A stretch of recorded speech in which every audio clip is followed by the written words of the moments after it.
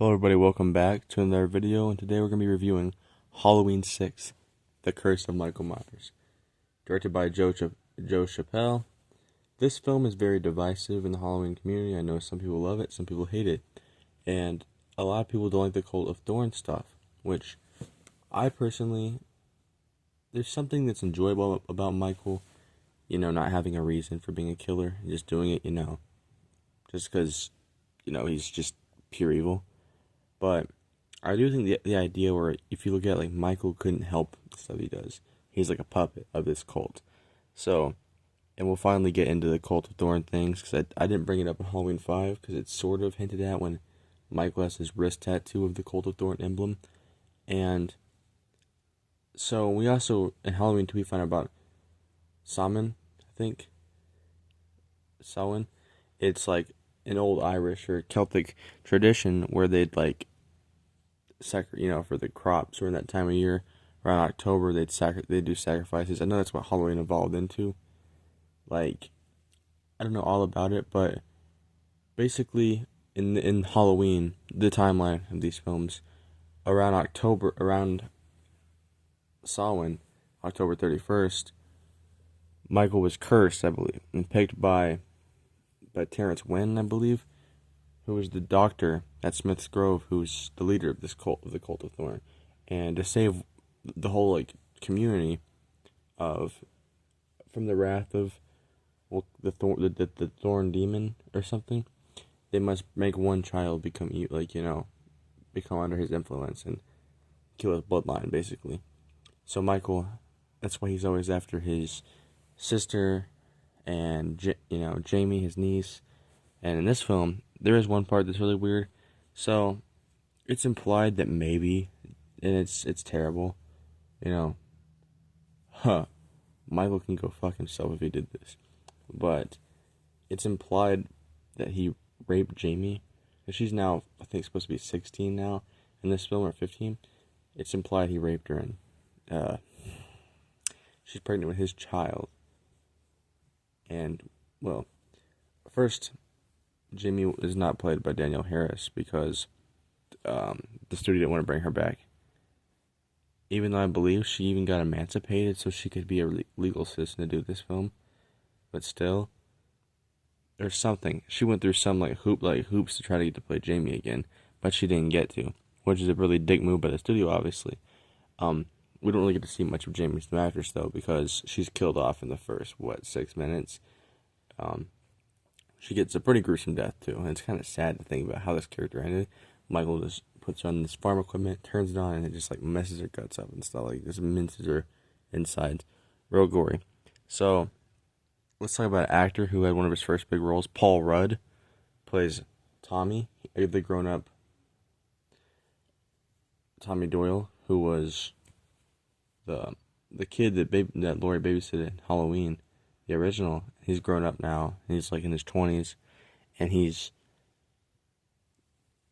basically obsessed with Michael, trying to figure out about him.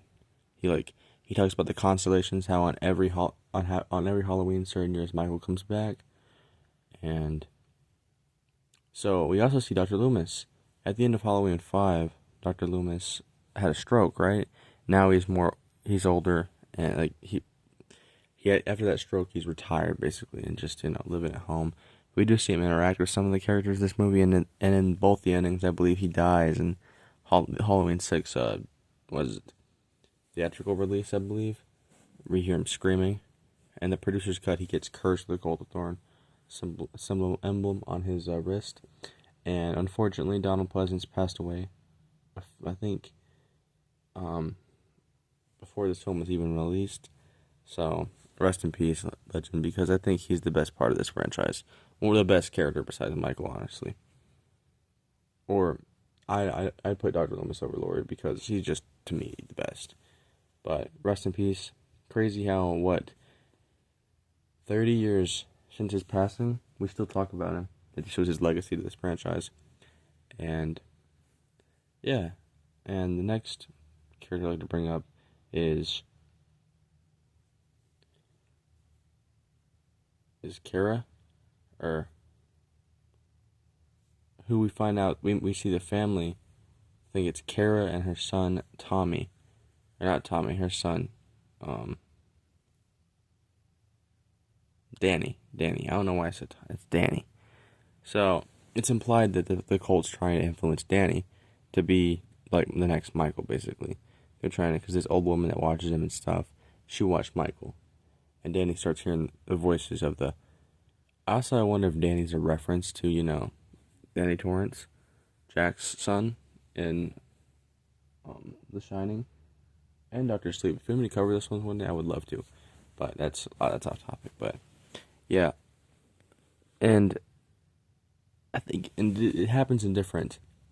I think we even see Danny come along next to Michael in the cult scene where they're trying to like sacrifice the baby or something. Anyways, I think Kara's a good final girl. Her Kara, I know I might be getting that wrong. Watch her name not be Kara, but I think I swear I remember it being Kara. She's a really asshole father, and I think it's implied they're cousins of Laurie's adopted parents, the Strodes. So her mother seems like an alright person. She gets killed by Michael with an axe, which is a really cool scene with the bed sheets. But her father gets one of the most gruesome deaths. He gets his head electrocuted so much that it explodes, and it is pretty. And that's the theatrical version. It is gory goodness. But yeah, Michael's mask also looks really good. In part 5, it's not the worst thing, but it looks very alienist. It's very alien-like. And then part 4, after that mask, I didn't get into them.